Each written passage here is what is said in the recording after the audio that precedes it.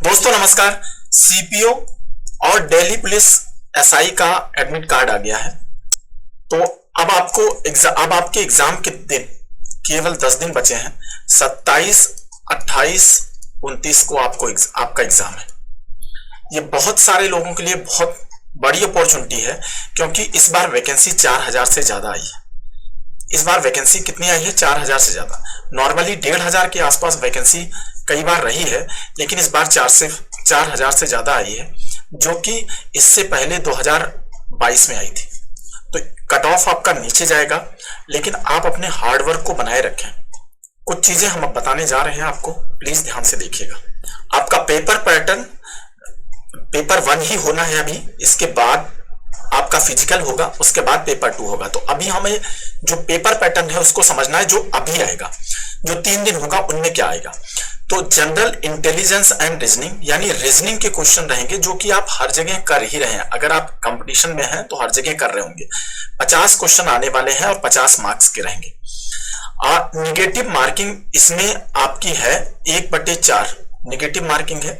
तो इसमें 0.25 negative marking होगी अगर आपने गलत किया, ठीक है। तो थोड़ा बहुत तुक्का मारा जा सकता है, लेकिन बहुत ज्यादा नहीं। अगर आप दो ऑप्शन में बिल्कुल श्योर हो गए हैं तो आप एक बार रिस्क ले सकते हैं। General knowledge and general awareness के भी 50 क्वेश्चन रहेंगे 50 मार्क्स के। तो ये भी आपका जनरल नॉलेज सबसे कम टाइम में करना है।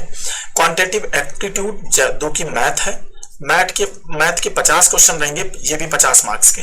और इंग्लिश कंप्रिहेंशन रहेगी, तो इंग्लिश कंप्रिहेंशन के 50 क्वेश्चन 50 मार्क्स के। इस तरीके से आपको 200 क्वेश्चन करने हैं 2 घंटे में, या 200 क्वेश्चन करने हैं 120 मिनट में।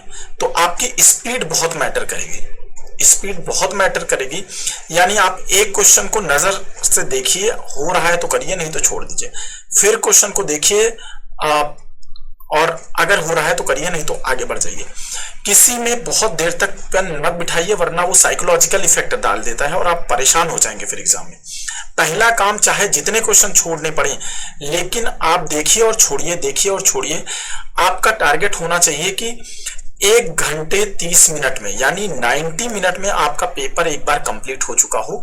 दोबारा लौट, और उसके बाद आप, तो 90 मिनट में आपका एक राउंड पूरा हो जाना चाहिए। अब बचेगा 30 मिनट, और उसमें आपके जो टिप मारे हुए में हैं उनमें आसान क्वेश्चन जो लगेंगे वो आपको कर लेना है। तो आप इस तरीके से ही बनाइएगा। हो सकता है आप जब आप टारगेट करेंगे 1 घंटा 30 मिनट का, तो हो सकता है 1 घंटा 40 मिनट, 1 घंटा 50 मिनट में आप पूरा कर पाएंगे। दूसरी चीज, किसी क्वेश्चन पे अटकना नहीं है। डाउट हो तो तुरंत छोड़ते जाना है। अगर आपने इतना कर लिया तो पेपर में पास हो जाएंगे, ये गारंटी। ज्यादातर लोगों के साथ क्या होता है कि वो हो सकता है मैथ में फंसे रह जाए बहुत देर, अरे सवाल आ रहा है, इसको रुक जाओ कर लेते हैं, उतने में काम खराब हो जाता है। दूसरा, अभी आपके पास 2 सेक्शन ये हैं, रीजनिंग और मैथ। ये दोनों में टाइम लगता है, और कई बार आपके पढ़े हुए सवाल ट्रिकी हो जाते हैं और आप उसमें फंसे रहते हैं।